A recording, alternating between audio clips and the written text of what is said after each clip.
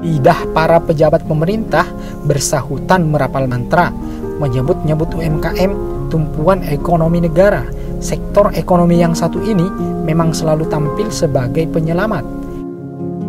Tuah UMKM berulang kali terbukti menepis krisis parah dari Indonesia, mulai dari krisis moneter 98 hingga krisis keuangan global tahun 2008. UMKM jadi dewa penolong, berkontribusi sebesar 60% terhadap kue ekonomi nasional, menyerap 96% tenaga kerja nasional, dan jumlahnya mencapai 98% dari total pelaku usaha nasional.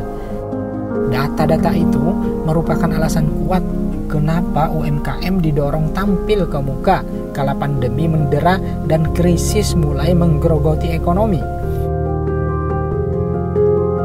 Di tengah krisis, pemerintah bahkan berambisi menciptakan 3 juta UMKM baru. Terdengar memberikan kepercayaan dan harapan besar ke sektor ekonomi kerakyatan ini. Namun, mimpi itu utopis, tidak masuk akal, sebab UMKM existing pun malah berguguran.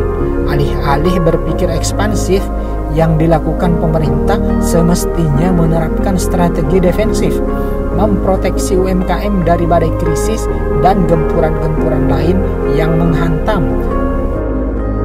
Banyak problem yang sudah lama membelit UMKM, namun terjadi pembiaran, bahkan dilanggengkan. Kita sebut saja contoh kecilnya banjir produk impor dari Cina, mulai dari batik, mainan anak-anak hingga hasil pertanian. Kebijakan seperti itu tentu saja mematikan UMKM lokal. Masih ingat para petani di Jambi membuang bawang merah dan cabai mereka? Di Banyuwangi, petani membuang buah naga ke sungai. Di pagar alam Sumatera, berkarung-karung tomat dibuang. Penyebabnya sama, harga rontok akibat impor. Itu baru sekelumit fakta betapa gembar-gembor membela UMKM hanya omong kosong. Belum lagi pemerintah menganak emaskan korporasi. Perusahaan-perusahaan besar swasta dan BUMN diberi subsidi, bantuan modal hingga tax amnesty dan berbagai jenis insentif lainnya. Bermodal kekuatan ekstra itu, korporasi tadi dilepas ke pasar bersaing dengan UMKM. Ya jelas UMKM pasti mati. Tidak bisa melawan para raksasa yang dibackingi oleh negara. Contoh paling anyar betapa kebijakan pemerintah tidak berpihak ke UMKM terlihat dari distribusi anggaran COVID-19 dan pemulihan ekonomi nasional.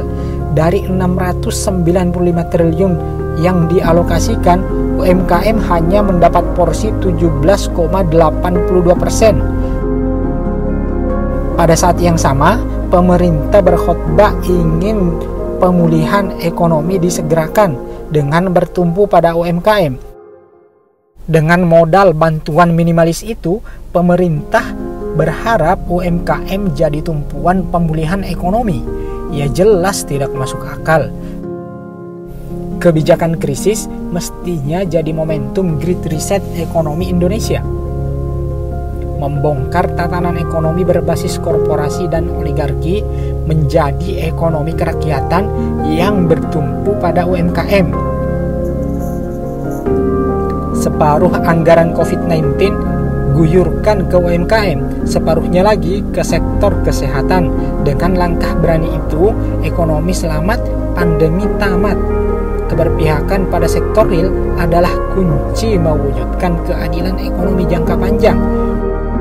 Percuma pemerintah koar-koar UMKM dan ekonomi kerakyatan kalau korporasi dan konglomerat yang dikasih karpet merah.